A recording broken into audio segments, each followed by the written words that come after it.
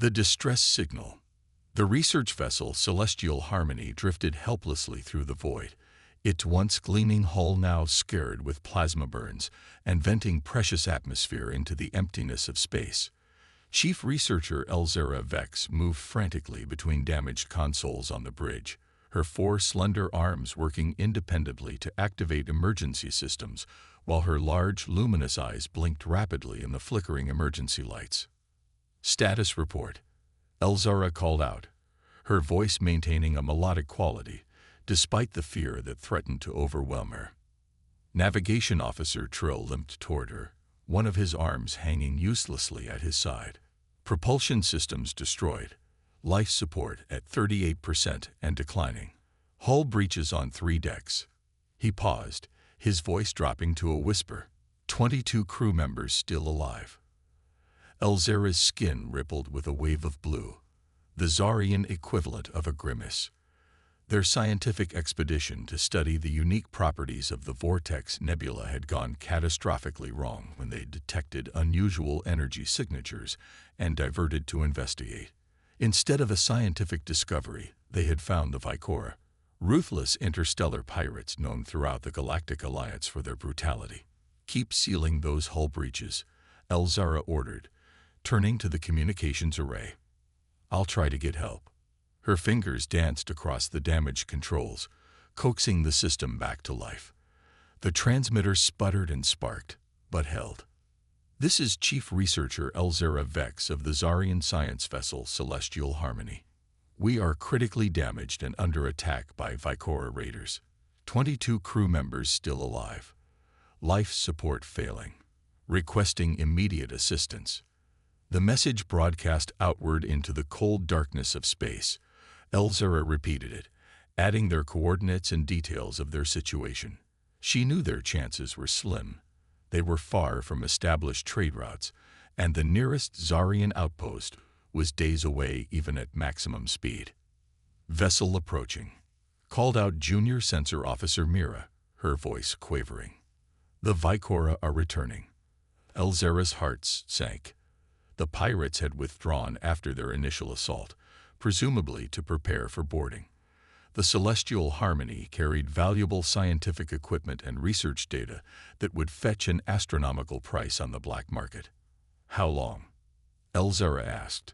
15 minutes, maybe less," Mira replied. Elzara returned to the communications array, broadcasting their distress call with increased urgency. As she worked, a small indicator light on the console began to blink. "Someone's receiving our transmission," she said, hope rising in her voice. The surviving crew gathered around the communication station as Elzara adjusted the controls to strengthen the signal.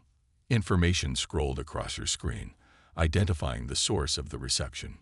"Sol system," she whispered. "The quarantine zone." Mira gasped. "The Deathworlders." Elzara nodded slowly. Every spacefaring species knew of Sol and its inhabitants. The Galactic Alliance had placed the entire system under strict quarantine centuries ago.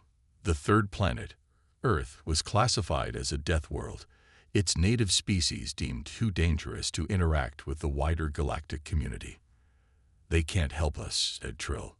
"They're restricted to their home system by Alliance law. And even if they weren't," Mira added, "would we want their help?" Zarian children grew up hearing stories about humans, beings evolved on a planet with crushing gravity, extreme temperature variations, and constant predators, creatures with incredible endurance and resilience, whose bodies could withstand radiation levels that would kill most sentient species, beings whose very touch might be harmful to the delicate biology of non-Deathworlders. "We have no choice," Elzara said firmly. "Any help is better than none." Before she could transmit again, Mira cried out, "The Vicora are accelerating. Multiple ships on approach vector." The main view screen flickered to life, showing 3 Vicora vessels moving toward them. Unlike the elegant design of the Zarian science vessel, the Vicora ships were ugly, cobbled-together monstrosities bristling with stolen weapons. "They're charging weapons," reported Trill. Elzara looked around at her crew. Scientists and explorers, not warriors. They had ventured into space to expand knowledge, not to die at the hands of pirates. With sudden clarity, she knew what had to be done. She returned to the communications array. The indicator light still blinked, showing that someone in the Sol system was listening. Elzara pressed the transmit button. To anyone receiving this signal, we are peaceful scientists, not soldiers. Please help us. As the words left the communicator, the ship rocked violently. The Vicora had fired a warning shot, deliberately striking a non-critical area. They want us alive, Trill said. At least some of us. Everyone knew what happened to crews captured by the Vicora. Some were ransomed if they were valuable enough. Others were sold into slavery in the lawless regions beyond Alliance space. The rest were simply disposed of. Elzara closed her eyes briefly. The Sol system was their only hope, but what could the quarantined Deathworlders do? Even if they wanted to help, they were bound by Alliance restrictions, and even if they somehow broke those restrictions, they would never arrive in time. The ship's remaining lights flickered as another blast hit them. This one not meant to wound, but to disable completely. The celestial harmony groaned like a dying animal. Boarding craft detected, Mira reported, her voice barely audible over the ship's dying systems. They'll breach the airlock in minutes. Elzara looked at her fellow crew members. They were scientists to the end, faces showing curiosity about what would come next, even as fear shone in their eyes. It has been my honor to serve with you all, Elzara said simply as the Vicora prepared to board. None of the Zarian noticed the small indicator light on the communications console blinking rapidly, signaling an incoming transmission from the Sol system. Admiral Helena Chen stood motionless, her eyes fixed on the holographic projection floating in the center of the United Earth Defense Force Command Center. The alien distress call played again, the translator converting the strange musical language into crisp English. The voice sounded desperate even through the mechanical translation. This is Chief Researcher Elzara Vex of the Zarian science vessel Celestial Harmony. We are critically damaged and under attack by Vicora raiders. 22 crew members still alive. Life support failing. Requesting immediate assistance. The command center hummed with tense activity. Dozens of officers at their stations worked furiously analyzing the signal, mapping coordinates, assessing response options. The atmosphere was charged with a mixture of excitement and apprehension. Play the final transmission again, Chen ordered, her voice calm despite the adrenaline coursing through her body. The hologram flickered, and the alien voice returned. To anyone receiving this signal, we are peaceful scientists, not soldiers. Please help us. Chen turned to Commander Marcus Rivera, her second-in-command and longtime friend. His usually relaxed face was now tight with concentration. So we've confirmed it's authentic? She asked. Yes, Admiral, replied Rivera, swiping through data on his tablet. Deep Space Relay picked it up 27 minutes ago. We've run every verification protocol. It's real. He paused, bringing up a new set of images. And we've identified the attackers. Vicora pirates. They've been hitting frontier colonies across 3 sectors. What do we know about the Vicora? Chen asked. Pirates. Brutal ones. Intelligence gathered from our covered observation satellites shows they target vulnerable ships, strip them of valuable tech, and either ransom or enslave the crews. His face darkened. Many victims don't survive. Chen nodded slowly, processing the information. For over 70 years, humanity had respected the galactic quarantine around Sol. Early probes had detected alien civilizations, and Earth had eagerly prepared for first contact. But when contact finally came, it wasn't what anyone expected. Earth was classified as a death world and quarantined. Humans were deemed too dangerous to join the galactic community, their biology supposedly too aggressive, their strength too great, their endurance too threatening. But humanity hadn't remained idle behind the quarantine line.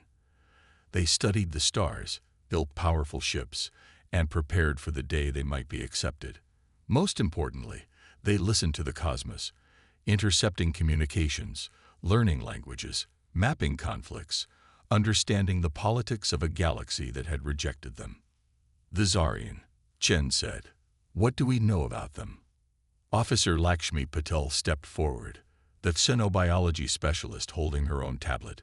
Peaceful species, primarily scientists and explorers, physically fragile by our standards, evolved on a low-gravity world with a stable climate. 4 arms, large eyes, bioluminescent skin that changes color with emotions. Average height about 1.7 meters. They're known for their advances in quantum physics and stellar cartography. And the quarantine laws. What are our options? Chen asked. Legal Officer Wei Jin cleared his throat. The Alliance Quarantine Directive is clear. Sole origin ships are forbidden from crossing the boundary line. Violation is considered an act of aggression. Are there exceptions? Chen pressed. Jin hesitated. There's no precedent. No quarantined world has ever. He trailed off, then straightened. Actually, there is a provision. The Galactic Maritime Code predates the Alliance itself. It states that all spacefaring vessels must respond to distress calls when able. A heavy silence fell over the command center. Everyone understood what was at stake. This wasn't just about saving 22 alien lives. It was humanity's first real interaction with the wider galaxy. Chen's expression hardened. She had made her decision. The distress call is sacred. It's a principle older than spaceflight itself. She stood taller, her voice taking on the edge of command. Inform the fleet. Preparation protocol Sierra Oscar Sierra. We launch in 15 minutes. Rivera's eyes widened slightly, but he nodded firmly. Yes, Admiral. The command center erupted into activity. Officers rushed to their stations. Emergency alerts sounded throughout Earth's defense network, and the global communication system activated to inform all nations of the decision. Across Earth's orbital shipyards, vessels of the United Earth Defense Force powered up their engines. Massive warships that had never seen combat outside of training exercises hummed to life. Medical frigates prepared their alien adaptable treatment facilities. Supply ships loaded with emergency provisions and repair materials joined the formation. The flagship Odyssey detached from its docking clamps first, its kilometer-long hull gleaming in the sunlight as the most advanced vessel humanity had ever built. It represented the pinnacle of Earth's technological achievement. The rest of Battle Group Alpha followed. The destroyers Sentinel, Guardian, and Protector, along with their support craft. In low Earth orbit, the rescue and medical vessels formed their own group, led by the hospital ship Mercy. None of these ships had ever ventured beyond the quarantine line before. Their crews were a mixture of nervous and determined as they prepared to make history. On the bridge of the Odyssey, Admiral Chen settled into the command chair. Around her, the bridge crew worked with practiced efficiency, preparing for the jump to FTL. The coordinates of the distressed Zarian vessel had been plotted, the fastest route calculated. All ships report ready. Admiral, Rivera said, taking his position beside her. Chen nodded and opened a channel to the assembled fleet. Her voice would reach every ship, every crew member about to risk everything to answer a call for help. This is Admiral Chen to all UEDF vessels.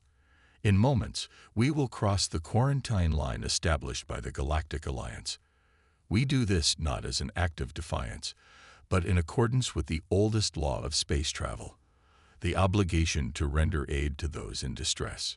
She paused, looking at the faces of her bridge crew. Some showed fear, others determination, but all showed pride. For generations, we have prepared for this moment.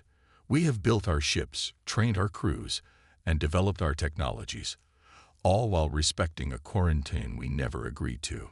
Today, we answer a call for help, knowing it may bring consequences, but we cannot ignore those in need, even if they are strangers. This is humanity's first contact with the wider galactic community. Let's show them what Deathworlders stand for. The bridge crew stood a little straighter at her words. Throughout the fleet, thousands of humans prepared to risk everything for aliens they had never met. Fleet Command, this is Admiral Chen. Execute FTL jump. Space distorted around the human vessels as they accelerated beyond light speed, breaking the quarantine barrier that had contained humanity for 7 decades. They were venturing into a galaxy that feared them to save those who needed them. The rescue mission had begun. Deathworlders unleashed. Warlord Krazek stood on the bridge of his flagship, the Crimson Talon, a cruel smile spreading across his scared face. The Zarian science vessel floated helplessly before them, its elegant hull now scorched and broken. His 3 Vicora ships had the alien vessel surrounded with no chance of escape. "Begin boarding procedures," Krazek ordered, his deep voice rumbling through the command deck. "I want their research data intact, and bring me their chief scientist alive." The Vicora were the most feared pirates in 3 sectors. Their raids were quick, brutal, and always profitable. Scientific vessels like the Celestial Harmony were particularly valuable targets, often carrying rare technology and important research that could be sold to the highest bidder. "Boarding craft ready, Warlord," his first officer reported. "Teams are armed and await your signal." Krazek nodded with satisfaction. This would be an easy capture. The Zarian were known throughout the galaxy as peaceful researchers, with no combat training or significant defenses. His boarding teams would face little resistance. "Launch." "Warlord." The tactical officer's panicked voice cut through the bridge. FTL ruptures detected. Multiple signatures appearing. Krazek spun toward the main view screen, his predatory eyes narrowing. "Show me." The screen shifted to display the space around them. What he saw made no sense. Dozens of rupture points were forming, far more than their scanners could track. Ships began emerging from FTL in perfect military formation. "Impossible," Krazek snarled, his claws digging into the armrests of his command chair. "There are no military outposts in this sector." Yet the evidence was undeniable. A fleet of unknown vessels now filled the space around them, their design unlike anything in Krazek's extensive database of galactic ship types. They were angular, heavily armored, and moved with a precision that spoke of advanced military training. "Identity unknown," the tactical officer reported, voice shaking. "No matching signatures in our records. Their hulls bear no identifiable markings from any known Alliance species." "Hail them," Krazek ordered, sudden unease crawling up his spine. Before his communications officer could comply, all channels on their ship activated simultaneously. A calm voice spoke in perfect galactic standard, followed by repetitions in 12 other major languages. "This is Admiral Chen of the United Earth Defense Force. We are responding to a distress call. Stand down and withdraw from the Zarian vessel immediately." Silence fell across the Vicora bridge. "Earth?" the first officer whispered. "The quarantined world. Deathworlders." Krazek had heard stories, of course. Every spacefaring species had tales of the isolated system and its dangerous inhabitants, too violent to be allowed into galactic society. "They've broken quarantine," whispered the first officer. Krazek quickly regained his composure, quarantined or not. He counted at least 30 vessels in the human fleet, but most appeared to be support ships. He still had 3 heavily armed raider vessels against what might be an inexperienced military force. "Battle stations," he commanded. "Target their lead vessel and fire on my mark." Inside the crippled Zarian science vessel, Elzara and her surviving crew watched in astonishment through their few functioning viewports. The strange fleet had appeared from nowhere, positioning itself protectively between the Celestial Harmony and the Vicora. "Who are they?" Trill asked, his 4 eyes wide with wonder. "Earth Defense Force," Elzara replied, hardly believing her own words. "Humans. They answered our call." "Humans," gasped Mira. "The Deathworlders." Before anyone could respond, the space beyond their viewport lit up with weapons fire. The Vicora had opened fire on the human fleet. The crew held their breath, expecting to see the unknown ships shattered by the pirates' notorious firepower. What happened instead defied everything they knew about space combat. The human vessels moved in ways that should have been impossible for ships their size.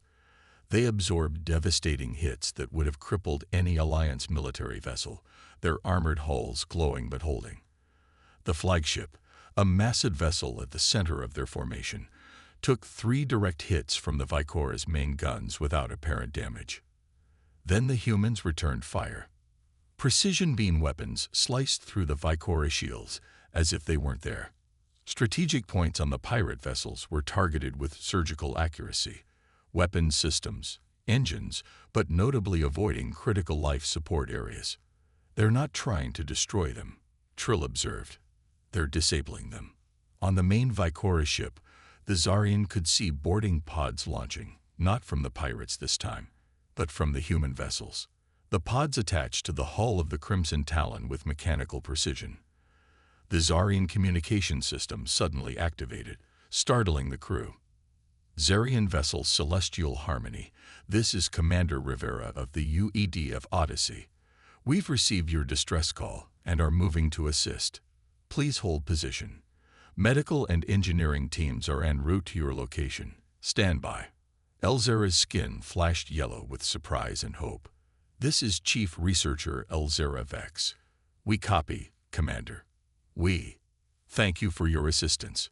Through the viewport, they watched as smaller craft broke formation from the human fleet and approached their vessel. Unlike the aggressive approach of the Vicora, these ships moved cautiously, carefully navigating around the damaged sections of the Celestial Harmony. A gentle docking procedure followed, and moments later, the airlock cycled. The Zarian crew tensed, not knowing what to expect from these legendary Deathworlders. The door slid open, and the humans entered. They were tall, taller than the Zardian, and moved with a fluid grace that belied their reputation for brute strength. Their environmental suits were sleek and functional, with clear helmets that revealed their faces. To Elzara's surprise, they looked almost familiar. 2 eyes, single mouth, expressive features, not so alien after all. The lead human approached Elzara and removed her helmet, revealing short dark hair and determined eyes. Dr. Sophia Reyes, Chief Medical Officer, UEDF Mercy, she said, her translator converting her words to Zarian. We're here to help. The human medical team moved with astonishing efficiency, triaging the injured crew with gentle, practiced hands. Their touch was careful, almost delicate, a stark contrast to the legends of Deathworlder strength that could accidentally crush alien bones. Another group of humans in different colored suits began immediate work on the ship's damaged systems. Their movements were precise and confident as they assessed the hull breaches and life support failures. Your atmosphere is leaking through these fractures, one of the engineers explained to Trill, pointing to a schematic they had already generated. We're applying emergency sealant now, and our support vessels are preparing to dock with portable life support systems. Elzera watched in amazement. These weren't the brutal warriors of legend. They were professionals, skilled, efficient, and clearly accustomed to crisis situations. How did you respond so quickly? She asked Dr. Reyes as the human carefully treated a wounded crew member. We've been monitoring galactic communications for decades, Reyes replied matter-of-factly. When we detected your distress call, we mobilized immediately. But the quarantine. Reyes's expression hardened slightly. Some principles transcend political boundaries. The obligation to render aid is one of them. On the bridge of the Odyssey, Admiral Chen watched the tactical display as the situation resolved itself with remarkable speed. 2 of the Vicora vessels had surrendered immediately after seeing their flagship disabled. The Crimson Talon itself was now under UEDF control, its crew secured in the ship's own brig. Boarding team reports the Vicora leader and officers are in custody, Rivera reported. Minimal casualties on both sides. The Zardian, Chen asked. Medical teams report 22 survivors, all now receiving treatment. The most critical cases are being transferred to the Mercy. Engineering teams estimate they can restore basic systems on the Celestial Harmony within 6 hours. Chen nodded, satisfied. And our fleet? Minimal damage. A few systems overloaded from pushing beyond safety parameters, but nothing critical. Chen allowed herself a small smile. Humanity's first official contact with the wider galaxy had gone as well as could be expected under the circumstances. But she knew this was just the beginning. "Admiral," the communications officer called out. "We're receiving transmissions from multiple sources across Alliance space. Word of our intervention is spreading." Of course it was. The quarantine breach would send shockwaves through the galactic community. Some would see it as an act of aggression, others as a humanitarian intervention. Either way, humanity's isolation was effectively over. "Open a channel to the Zarian vessel," Chen ordered. The view screen shifted to show the battered bridge of the Celestial Harmony. Chief Researcher Elzara Vex stood in the center, her skin cycling through colors that the UEDF xenobiologists had identified as indicating both gratitude and concern. "Chief Researcher," Chen greeted her. "I'm Admiral Helena Chen, United Earth Defense Force. How are your people?" "Recovering, thanks to your medical teams," Elzara replied. "Admiral, we owe you our lives. But I must ask, what happens now? Your presence here violates the quarantine protocols." Chen nodded, acknowledging the complexity of the situation. "We responded to a distress call, as any spacefaring civilization is bound by honor to do. As for what happens next, that's partly up to you." Elzara's skin shifted to a thoughtful blue. "You saved us when no one else would or could. That truth cannot be denied or hidden. The Alliance will have to reconsider its position on Earth and humanity." "We hope they will," Chen replied. "But regardless of their decision, know this: humanity will always answer the call of those in need. It's who we are." 3 days later, the United Earth Defense Fleet escorted the repaired Zarian vessel to the nearest Alliance outpost. News of the human intervention had spread across the galaxy, triggering emergency sessions in the Alliance Council and heated debates about the quarantine protocols. On the observation deck of the Odyssey, Admiral Chen stood with Elzara Vex, watching as Alliance vessels approached cautiously. "They're afraid," Chen observed. "They don't understand you," Elzara replied. "But they will. My people will tell our story. How the Deathworlders came not to conquer, but to save. How you risked interstellar sanctions to help strangers. How you showed restraint even in victory. And the Vicora pirates will face Alliance justice, along with evidence of dozens of other attacks they've committed. The data you recovered from their ships will end their reign of terror in this sector." Chen nodded. It was a good outcome, better than she had dared hope when she made the decision to break the quarantine. "Chief Researcher, before you go, may I ask what you were studying when the Vicora attacked?" Elzara's skin rippled with what the humans had learned was amusement. "Ironically, we were investigating unusual energy signatures that might indicate a pre-contact species on the verge of FTL technology. We believe in monitoring emerging civilizations, providing guidance when they're ready to join the galactic community, rather than isolation and quarantine," Chen said. "Yes, perhaps my people were more right than we knew." Elzara extended all 4 hands in a Zarian gesture of deep respect. The Alliance quarantined Earth because they feared what humans might do in the galaxy. Now they will learn what humanity can do for the galaxy. As the Alliance vessels approached to escort the Celestial Harmony home, Chen knew that the universe had fundamentally changed. Humanity had taken its first steps beyond the quarantine, not as conquerors or warriors, but as rescuers and protectors. The Deathworlders had revealed their true nature, and the galaxy would never be the same.